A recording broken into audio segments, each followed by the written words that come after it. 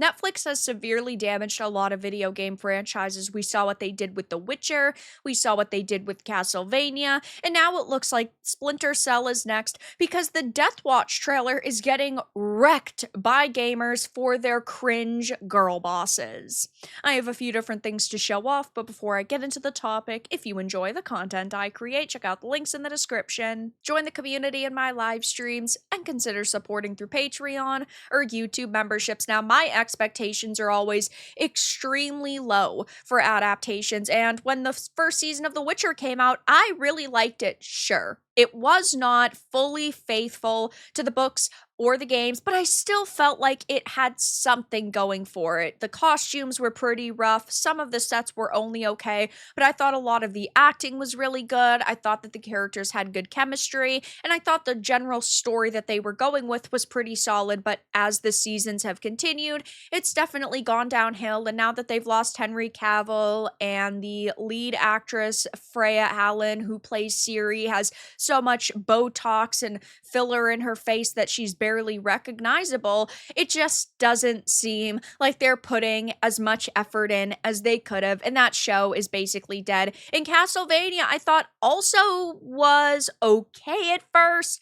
but even with every single episode, it just got worse and worse, and of course, the seasons have gone on, wasn't great, and now it looks like Splinter Cell is next. Now, when I think of Splinter Cell, I think of stealth, I think of masculinity, I think of badassery, and that is not what we're getting with Death Watch, clearly, as now they have chosen a team of strong, independent girl bosses who really don't seem charismatic at all whatsoever. Now, if you hadn't heard about this series yet, I wouldn't necessarily blame you, but the trailer has been released, giving fans a look at the show's plotlines and story beats. Death Watch looks like it spins a web of political intrigue, deception, and action, all staples for the franchise, which, by the way, I just think it's so funny that the Access Media is already starting to say that this looks amazing. The footage shows a tech entrepreneur, Diana Shetland, leading a shadowy corporation called Xanadu. Diana's father, Douglas Shetland, was an old friend of Sam Fisher's, whom Sam had slain, and Xanadu may be a spiritual successor to Douglas's displaced international PMC. There's a mysterious watch and some great infiltration footage where Sam dons his iconic night vision goggles. They're really trying to get you on that nostalgia. This trailer is new, right? It's within the past a week, and the first couple of days it wasn't really getting a lot of attention. I just think because a lot of people are not excited for this, but the trailer is getting absolutely wrecked now days later. It's sitting at 362,000 views, and it says Sam Fisher is back, and this time the mission is personal. From the creator of the John Wick franchise comes Tom Clancy's Splinter Cell Death Watch, only on Netflix. Now, I don't particularly have any interest in this, and this is why. It's girl boss after girl boss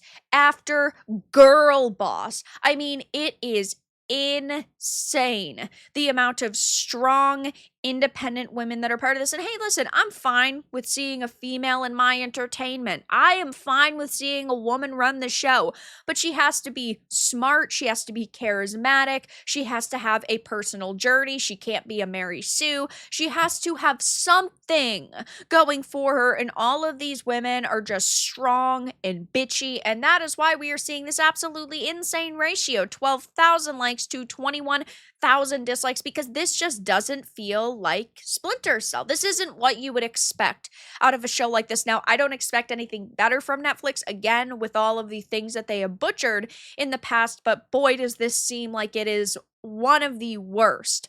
It says, "It's not me they want." She's not wrong. Pattern recognition engaged. Everyone at Netflix, how many times do we have to teach you this lesson, old man?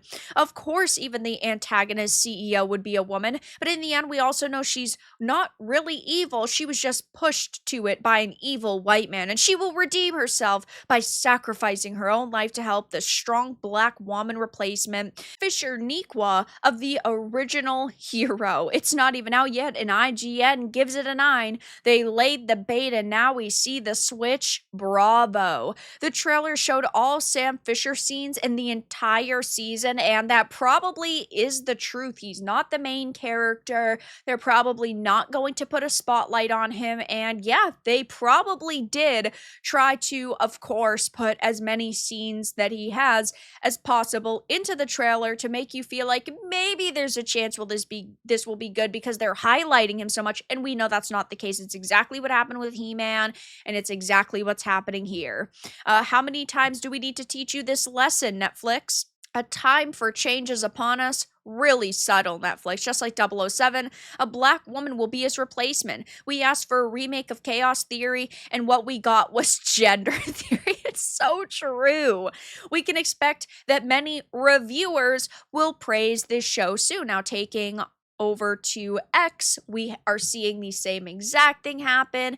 People saying, yeah, this is a nightmare because you know exactly what they're doing here. I've been a Splinter Cell fan since the first game in the franchise, and that trailer looked so awful. It made me feel angry, although I shouldn't have been surprised considering how badly they ruined Castlevania, another franchise I love. Now, I was really big into Castlevania. I love Castlevania, and I personally haven't played all of the Splinter Cell games, given there's so many at this point, but Blacklist was awesome. I really liked Conviction, and of course Chaos Theory was really great, but it's such an influential series for stealth games and also action games, and that's why it's so important to me, even if I'm not like the largest fan and I haven't replayed every game multiple times.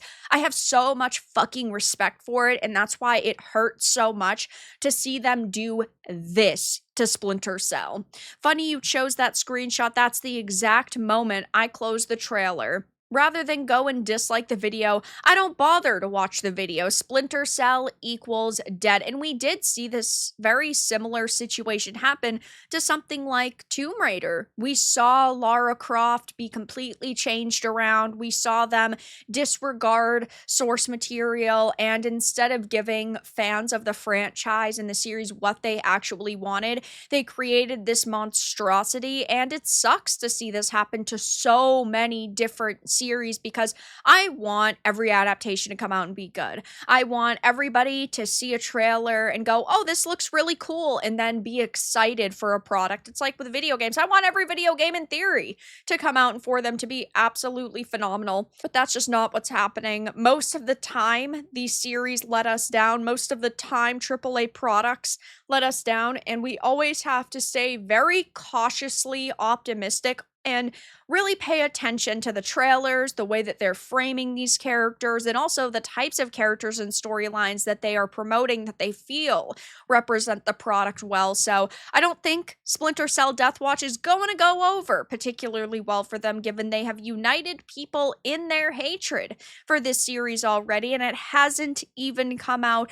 And because they're probably going to release more images over the next couple of days and weeks leading up to release, the backlash is only going to get more intense, and right now they are getting absolutely wrecked by gamers and moviegoers over this just terrible seeming adaptation. But that's all that I really had to discuss in this video. Let everyone know your thoughts in the comments below. If you found this important and informative, make sure to give it a like, and if you didn't, give it a dislike. I appreciate your support either way, but I'll talk to you all again in the next video really soon.